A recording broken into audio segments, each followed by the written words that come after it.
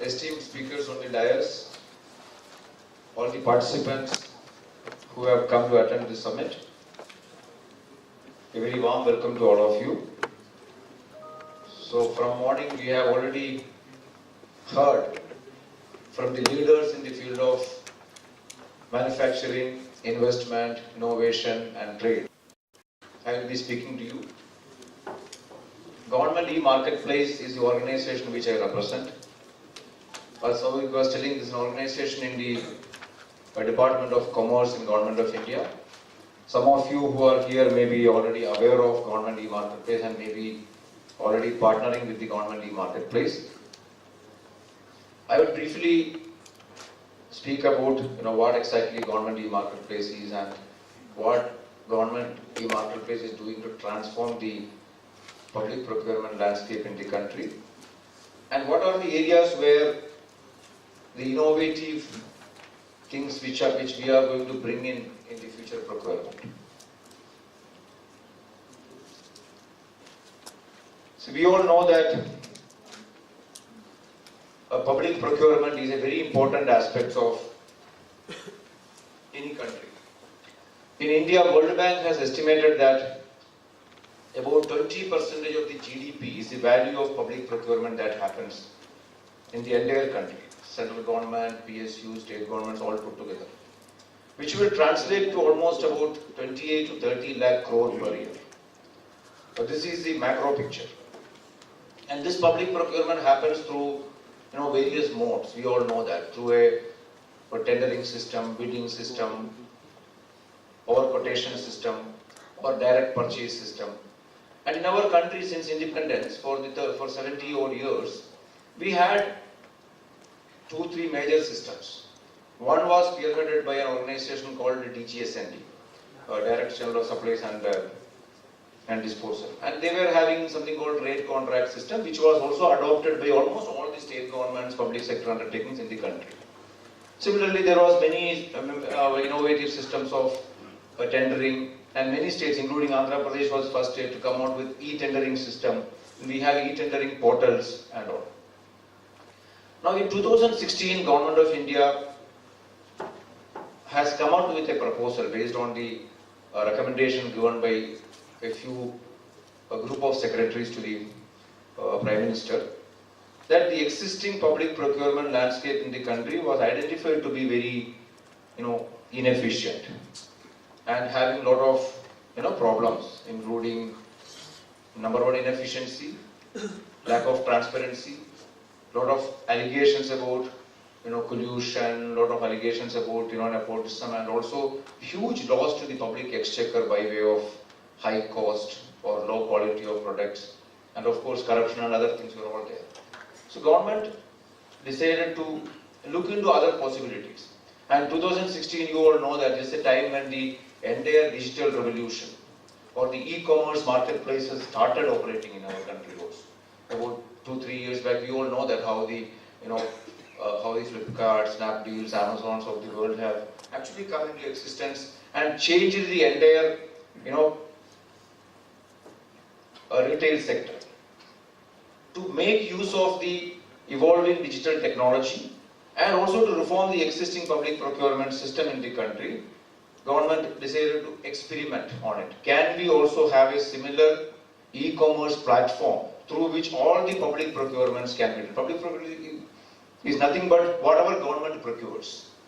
It can be from a bit of from paper which is used in the office to very high-end items, including electric buses or even metro coaches. It's a huge spectrum, and the procurement is done by a small public health center or a small government school in a remote village up to the central government offices in Delhi. So it's a huge spectrum of public people. So based on this thought, based on this idea, a new platform was created, which typically the objective was to have an efficient, transparent and inclusive platform, which will be cashless, contactless and paperless. See, the 6 words which I have used actually sum up a lot of things into it. I don't want to go into the details, how we are actually operationalizing each one of this. But the But the bottom line here is that from an existing manual, inefficient, non-transparent system, we wanted to transform it into an efficient, transparent, inclusive system. And this is not a small transformation. This is actually a disruption of a lot of existing ecosystems, not only in the government but even in the private sector. Every private company, be it a big OEM, be it a small manufacturer or a retail sector, they also have their own business models which was actually tuned to the existing public procurement system. Now, this is going to disrupt the entire thing. I will come into it, how this has happened. So this involved a lot of changes in the administrative framework, process alignment and the capacity building of the users as well. It's not very easy to suddenly ask somebody who was used to a system for last 70 years to suddenly shift and move on to a totally new platform. Government has made amendment in the general financial rules to actually enable this. So I won't go into the details of this. We have already briefly spoken, what was existing earlier, how that was happening. Here if you see, the time taken by a government organization or a government officer to make procurement. Look, we are all, most of us who are in the government, we all know. Number one, procurement is a subject which we all hate. No officer would voluntarily come and say that, I am happy to do procurement. I'm not talking about a very, very minute fraction of people who may be happy to do procurement for obvious reasons, but majority of officers are just not happy because in government, the largest number of disciplinary cases or the disciplinary files, be it CVC or CHE or whatever you take, are all related to the public procurement. We all know about very, very big procurements in defense and all, which we all talk in the media and all. This happens all through. But this is not because of the fact that every officer who was doing it actually had a malafide intention. No. Unfortunately, the officer who was actually doing the procurement has very limited information. Most of the decisions which we would have taken, when we did a procurement would be based on the insufficient, incomplete, biased information which was made available to us on the file by our subordinates. Unfortunately, we never had a mechanism wherein we can have vertical comparison across space, across time and take the most appropriate decision. So what happens even after 1 year or 2 years after you take a decision, when you yourself look back, you may realize that what I did 2 years was not the right thing.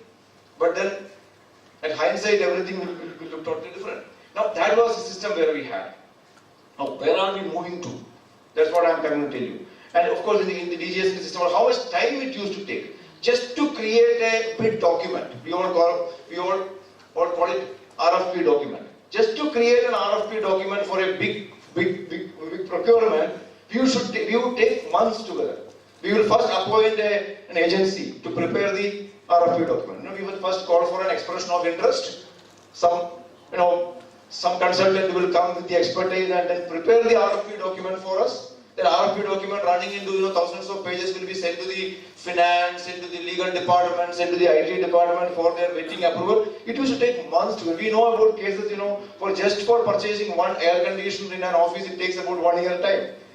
Many sectors, because of that, lot of money is wasted, lot of money is unspent, and government actually incurs a lot of loss. Now, from all these systems which we were having, we actually, when government e-marketplace was to set up, we studied the global platforms. Now, what's happening globally? Whether do we have a similar platform globally? But what we found was that, yes, we had several platforms. However, it was not a big thing globally. Because each government has its own way of working. What we found was that in Korea, they had a system called CONAPS. Similarly, in Singapore, they have something called GBIS. These were the two similar platforms, which are almost similar like a marketplace. Like in a marketplace, people come and upload their products, and the buyers who want to purchase will go and actually select their products based on the specification, price, various parameters. So these two were similar platforms, and these two were actually 10 to 15-year-old platforms. So we had an advantage that 10 to 15 years back the technology was totally different, and today we have much better digital technology, and we had that advantage of a late mover, so that we could create a platform which is much superior to any existing global platform. We can proudly say this today, that today globally, though the size-wise GEM is only about 3.5 billion US dollars today, and considering the size of the country and the budget of our country, GDP growth of our country, we are very confident that in another few years, GEM is going to surpass all the existing global platforms. I won't go into the details of the platform, what are the things, but broadly I would like to only highlight a few points. Number one, this, as I mentioned, this is a completely online end-to-end platform, wherein from the point of identification of a product to making the final payment by the buyer, it's completely electronic. There's absolutely no need for any paperwork anywhere. The entire digital trial is actually available in the portal for any future activities as well. Number one. Number two, this has actually internalized all the various government rules and guidelines pertaining to the procurement as stipulated by Government of India. That means every mode of procurement, be it direct purchase, be it L1 purchase, be it bidding purchase, or be it reverse auction, all of them are automated in the system in such a way that the buyer need not actually choose it. Buyer is automatically guided based on the estimated value of this procurement. He will be guided only to the most appropriate mode of procurement.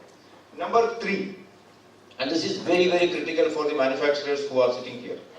One of the biggest challenges which any manufacturer vendor faces with the government business is the timely assured payment.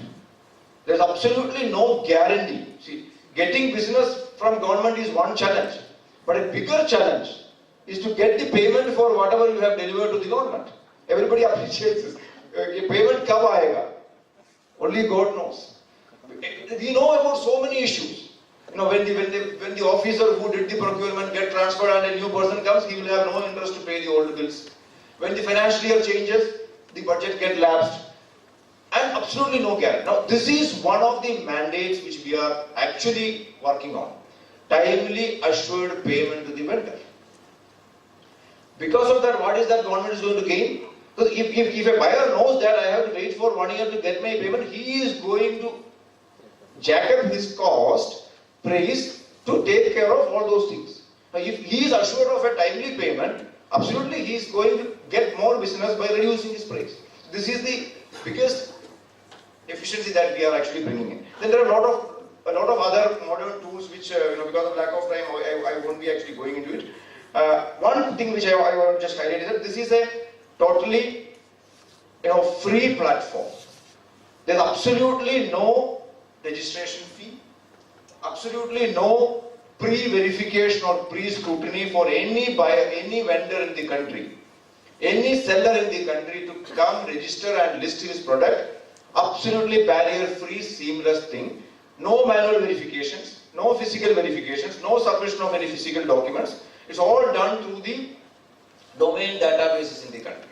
If a vendor has to register in the GEM portal as a vendor, he needs to have 4 prerequisites. Number one, Aadhaar, to establish his identity. And now because of the latest Supreme Court guidelines, we have actually made it non-mandatory also. If he has Aadhaar and if he doesn't want to give his Aadhaar for his authentication, he can opt for PAN number. So the second one is a PAN number. Third one is the GSTN registration number. And the fourth one is the MCA 21 registration. These are the 4 requirements. And if he is an MSME, he needs to have this Udyog Aadhaar number as well. So these are the 4 registrations or 4 requirements which he has to register in the portal. If he has all these 5 information or 4 information with him, registration in the GEM portal will not take more than 20 minutes time. Absolutely no. Because GEM authenticates all the information furnished by the vendor through our API integration with these 4 or 5 domain databases. So there is no inspector Raj, there is no inspection Raj, there is no need to even scan and upload any document in the GEM portal. When you give your PAN number, GEM will fetch last 3 years financial return from the income tax database. When you give your GSTN number, we will fetch your latest GSTN return from the GSTN database.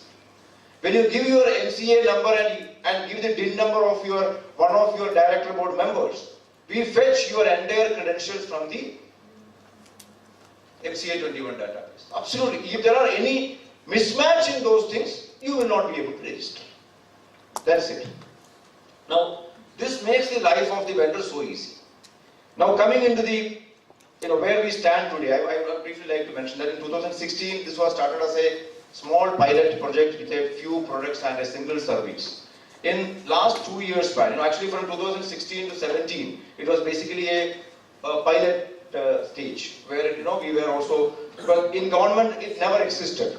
This was to create something totally new which was never existed in government, and it took time for us to also to understand many things. Now from 2017 onwards, GEM has started its commercial operations. In 2017 May onwards, we have formally launched it, and from that time onwards it was scaled up in an exponential manner.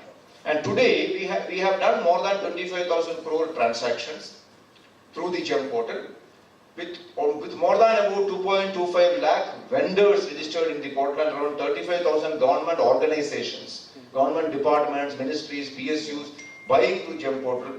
It's one of the biggest public procurement platform globally today. And of course, GEM is also awarded for its performance in last 2 years.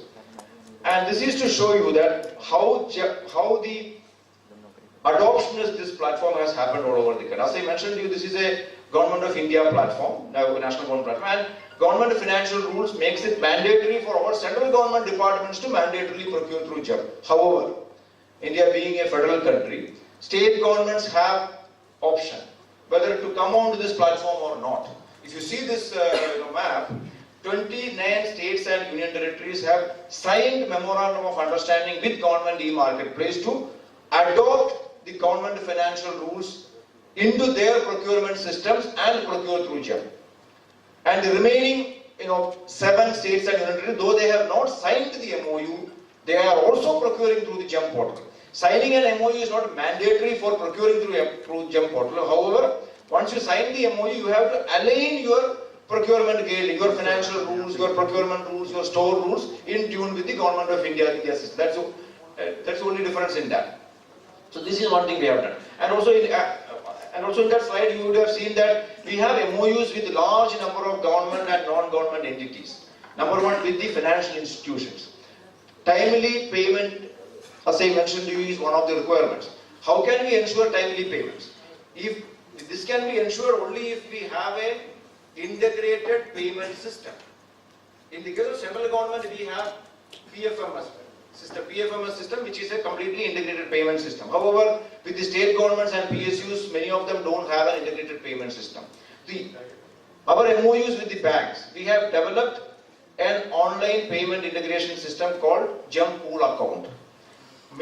States which are not having its own integrated finance management system and PSUs which are not having this system are actually making the procurement through this pool account system. Similarly, we have MOUs with all industry associations to ensure that all the people in the industry sector, the manufacturing sector, are made aware of the features of the platform to make use of it. In last 2 years, we have done hundreds of programs all over the country and ensured that all the manufacturers in the country who are actually doing business with the government are on board.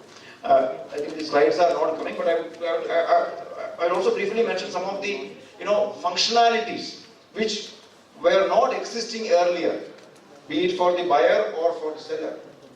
We have something called an online incident management system. You see, this is one issue where many times buyers or the vendors have complaints.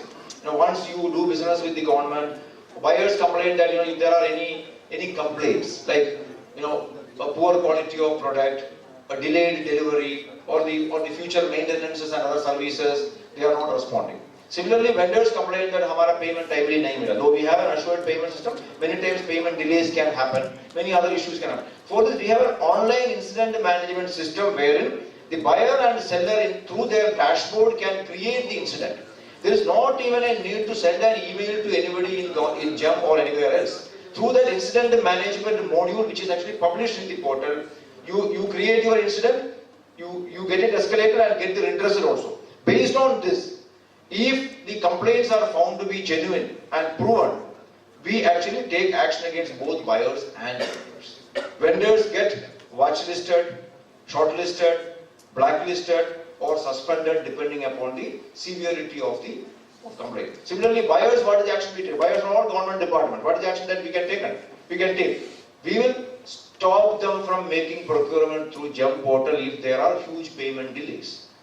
We actually classify the buyers into three: red, orange and green based on their payment performance. Any buyer who is having more than 30 payments delayed for more than 60 days will be given a red label, and he will not be allowed to make any further procurements on the GEM portal till he clears his bills. This is something very, very new and which people could not imagine. Government stipulate its own departments, its own organizations are being penalized for their poor performance. Another important attractive thing what all the OEMs have. See, OEMs have their own ecosystem. Every OEM have their own vendors, their own dealers, their own authorized, unauthorized vendors in the country. Now in GEM portal, OEM can also come, their reseller also can come, their vendors can also come. Now how do you actually bring all of them to the same platform? We have an OEM dashboard facility given to all the OEMs. Around 450 odd OEMs have already made use of that. So the OEMs can actually see the list of all the vendors in GEM portal who are actually selling or offering their products and services. Using this, if the OEM come to know that there is an unauthorized vendor, he is not my vendor but he is claiming to be my vendor and offering this product in GEM, he can notify to us and we will remove him. We will disable him from selling in the GEM portal. Another important feature, a very attractive thing which every buyer actually look forward is about the credibility of the vendor.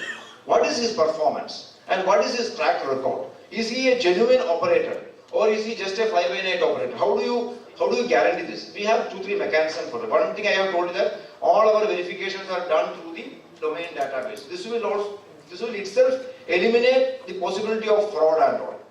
Number 2, Quality Council of India, QCI India, is our partner who actually certifies all the service providers in the GEM portal. Through their network of organizations all over the country, all the inspection labs, accreditation labs, they do due diligence for every service provider who comes onto the portal. Third thing, we have a system called vendor assessment. This vendor assessment is done by the SEBI certified vendor assessing agencies like CRISIL, India Ratings and Brickworks. It's an optional feature wherein any vendor who wants to prove his credibility in a better manner, you can go for the vendor assessment. Once you are vendor assessed in your dashboard or in the screen, along with your name, you will see that vendor assessed. Similarly, vendor rating is another feature. Vendor rating in GEM portal is not purely based on the buyer feedback alone. That also plays a role, but we have other criteria like their national coverage, their performance, their quality aspects, and you get a vendor rating as well. So I won't go into the further details of that. I will only highlight, in last 1.5 years time, what is the transformation that all these initiatives have brought in? As far as the efficiency is concerned, the time taken by a government department to make procurement, you won't believe. From months together, it has come down to a few days. I'll give you a small example. Telangana Police Department, they wanted to purchase Innova vehicles for their forces. 1,600 Innova vehicles, they have concluded the contract in 28 days through GEM portal. Floating the bid, identifying the L1, and finalizing the bid and placing the order took 28 days. The DGP of Telangana, in fact, came personally to meet our CEO and tell her that this would have taken somewhere around 6 to 8 months minimum, and even after that also, if somebody goes to the court, some vendor who participated in the other bid, it will get stated. Here, till now, we have already done more than around 17 lakh transactions, out of which 1/3 are through bidding process. Till date, there is not even a single litigation on any of the contracts concluded through GEM portal. See, we know in our country, the bidding process, tendering process, how much litigation are there. DGSNT as an organization used to have thousands of litigation and there used to be a separate cell to handle litigation.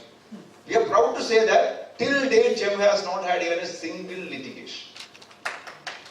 Second is about the saving. Saving, I also mentioned that saving is government. I will show you further details of the saving also. In this case, vendors, what are the main benefits? You don't have to spend money on marketing. You don't have to spend money on advertising. You don't have to, have people to go around the government offices, fetch orders, again go around government offices to get your money. All those, overhead costs are now reduced. And for a buyer organization, earlier there was stipulation that you have to publish the bid in 3 newspapers, minimum 15 days. Nothing, now is not required. Every bid is auto-published in the GEM portal. Once you create a bid, it will get published automatically. Similarly, transparency. The number of bidders in each bid, on an average, government rule says you should have minimum 3 people participate. If you have minimum 3 bidders, you can actually have it. On an average in GEM portal, even at this stage, this early stage, we have average 9.5 bidders participating in each bid floated in the GEM portal. Similarly, inclusion, I will give you further details of inclusion in the next slide. Here you see the savings. This is based on the last purchase price, which was done outside the GEM portal, and the listed price.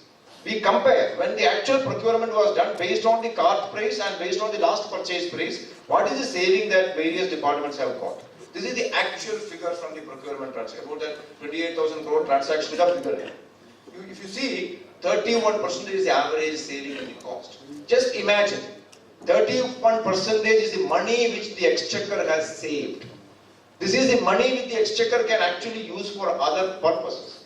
This 25,000 procurement means, actually it should have been 25,000 plus 31%. Because of doing procurement through GEM, instead of spending 30,000 crores, they could make the same procurement with just 25,000 crores. There are so many case studies which we have. I will write one case. In Rajasthan, for Sarva Shiksha Abhiyan, the schools wanted to purchase furniture. So there was a budget allocated, was around 98 crores, was the budget given under Sarva Shiksha Abhiyan to make the procurement. So they had to estimate everything, because they prepared the budget based on the local market rates and other things. When they did it through GEM, they actually ended up procuring with 48 crore rupees. The same items, same thing, the estimate was 98 crore, they actually spent only 48 crore to actually. So they could use the remaining money to other schools, which were not covered in this scheme. Similarly, various modes of procurement also has actually different, saving. Bidding is the best. If you go for bidding, you will get the best savings. Now this is the national coverage. This is another critical factor.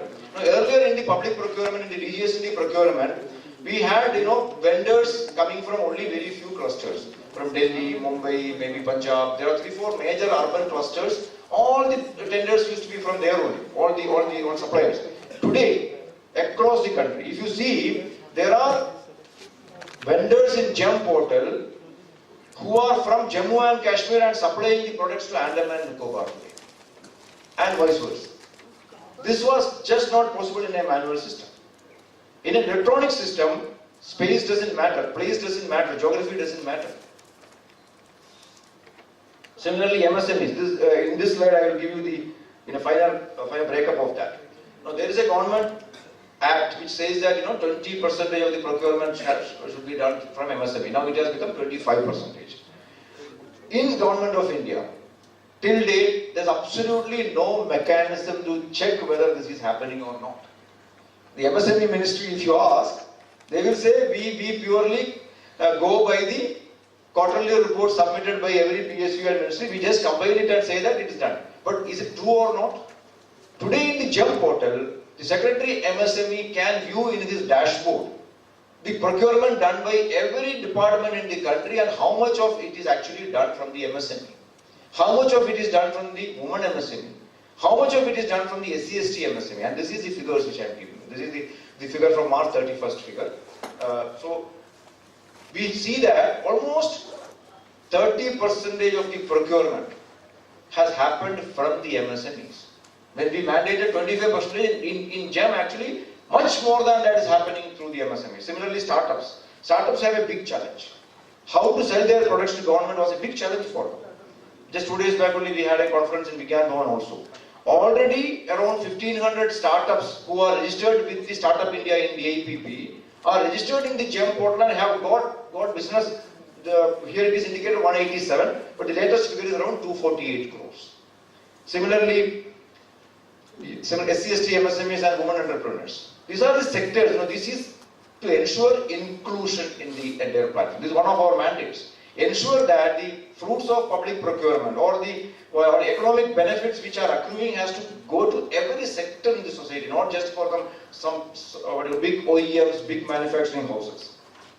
And with this background, what GEM is aspiring to do in the next couple of years, with this growth rate which we are having today, we are confident that in another 2 to 3 years, in the short term, we will be able to touch 1 lakh crore per year procurement.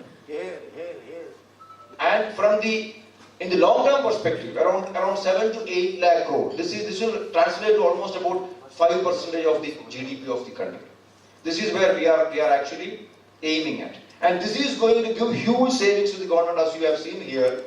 1% of the GDP is the saving which you are going to get. If 5% of the GDP is the value of procurement that's going to happen in GEM portal, with the average saving of 30%, even if you take a very moderate saving of 20%, we are going to save 1% of the GDP. I don't want to go into the further details of the new service areas which we are going to actually come. Maybe we can interact those who are in the service sector. But service is another sector where now we are working on. Products, most of the products we have, and we are actually very confident on that. But service is a sector where to standardize the service catalog and bring it into a marketplace procurement is something which is not done globally anymore. We already have about 50 services available in the GEM portal, including hiring of vehicles, hiring of manpower, hiring of sanitation service, hiring of laundry service, security service, cloud services, rural BPO services. We have already these things. But there are much more service sector activities which have to come on the GEM portal. Similarly, special initiative which I just mentioned now about the startups, and about the women entrepreneurs. These are the areas where we are working on. We will be happy to interact with you and to understand if you have any specific areas wherein you find that these are the sectors which are not yet available in the GEM portal. So as I mentioned to you, we have about 2.25 lakh vendors offering about 9 lakh plus products. But this is only the beginning. In the next couple of years, what we are looking at is to have millions of vendors offering billions of products in the GEM portal, so that it becomes a really truly national procurement portal. Thank you very much.